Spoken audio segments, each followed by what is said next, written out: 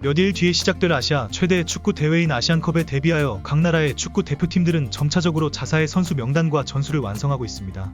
최근에 일어난 일로는 이번 시즌의 챔피언 후보이자 우리 대한민국 축구 대표팀의 대적이기도 한 일본 대표팀이 본격적인 경쟁에 참여할 공식 명단을 발표했습니다. 우리와 별반 다르지 않게 일본 대표팀은 아시안컵의 역사상 가장 강력한 버전 중 하나로 평가되는 대표팀을 선보이고 있습니다.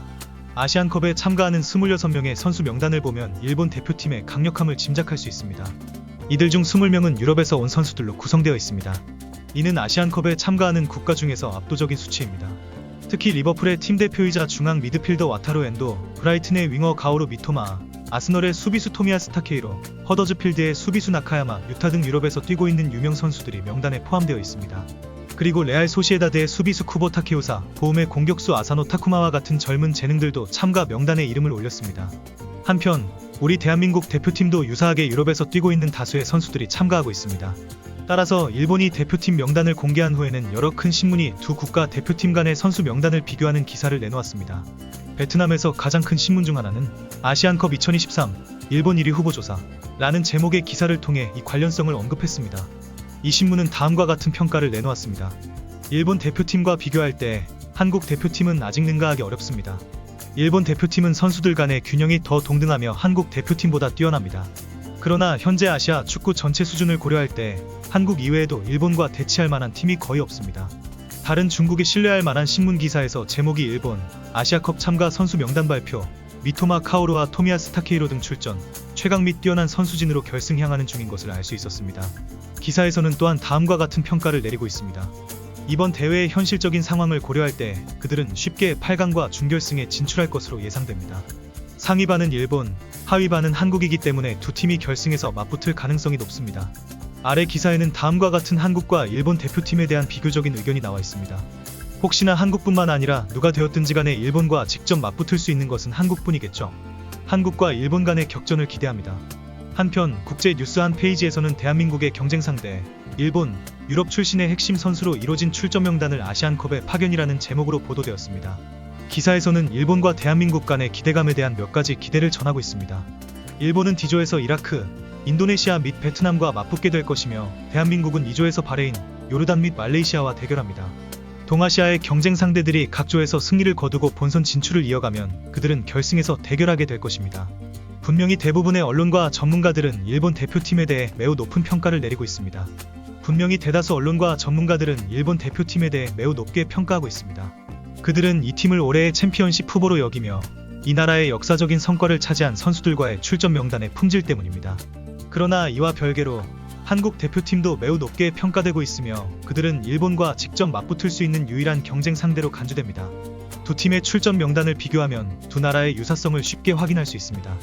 유럽 대륙에서 활동하며 큰 클럽에서 뛰고 빛나고 있는 많은 우수한 선수들이 두 팀에서 활약하고 있습니다. 이는 다른 국가 대표팀들이 갖지 못하는 특징입니다.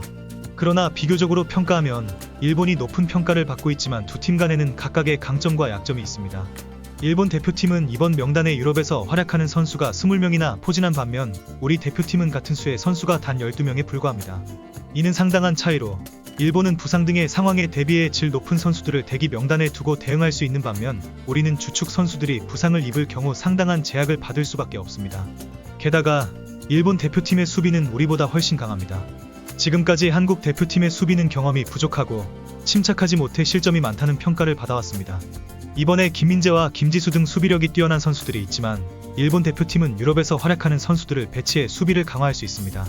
일본 대표팀은 수비뿐만 아니라 중원에서도 우리보다 우위를 점하고 있습니다. 엔도, 도안, 미나미노, 이토주냐, 나카무라, 케이토 등은 아시아 최고의 선수들로 그 숫자와 질 모두 뛰어납니다. 한편으로 이 포지션에서 우리는 이재성과 황인범과 같이 훌륭한 선수들을 보유하고 있지만 분명히 이 부분에서 일본이 우리에 비해 우세한 모습을 보입니다. 하지만 우리 대표팀은 공격진에서 일본 대표팀보다 강점이 있습니다. 우리는 손흥민 토트넘, 세계적인 선수로 인정받는 공격수로 일본의 어떤 선수와도 비교할 수 없는 클래스를 가지고 있습니다. 또한 황희찬 울버햄튼, EPL에서 10골을 기록하며 최고의 폼을 보여주고 있는 선수, 그리고 리그앙 1위팀 파리 생제르맹에서 뛰고 있는 이강인도 있습니다. 심지어 백업 자원까지도 홍현석 겐트과 정우영 슈투트가르트 등 뛰어난 선수들이 있습니다. 반면 일본은 미토마가 부상으로 아시안컵 출전이 불투명한 상황에서 쿠보에게만 의존해야 하는 상황입니다. 간단히 말하면 다가오는 경기의 출전 명단을 놓고 볼 때 일본과 대한민국을 비교할 때 각자의 강점과 약점이 있습니다. 그러나 승리를 결정하는데 출전 명단과 선수들의 개인 능력만으로는 충분하지 않습니다. 축구와 같은 팀 스포츠에서는 전술, 각 경기에서의 성과 발휘 능력 그리고 다른 객관적인 요소들, 심지어 약간의 행운까지도 승리로 이끌어가는데 중요한 요소들입니다. 만약 예상대로라면 일본 대표팀과 한국 대표팀 모두 조별리그에서 1위를 차지할 가능성이 높습니다. 이는 결승전에서 맞붙을 수 있는 전제 조건이 됩니다. 한국 대표팀은 클린스만 감독의 지도 아래 철저한 준비를 통해 팬들에게 연승을 선사하고 결승전에서 일본 대표팀을 만나 아시아 최고의 자리를 차지할 수 있기를 기대합니다. 여러분은 대한민국과 일본의 국가 대표팀을 어떻게 생각하시나요? 아래 댓글란에 의견을 남겨주세요.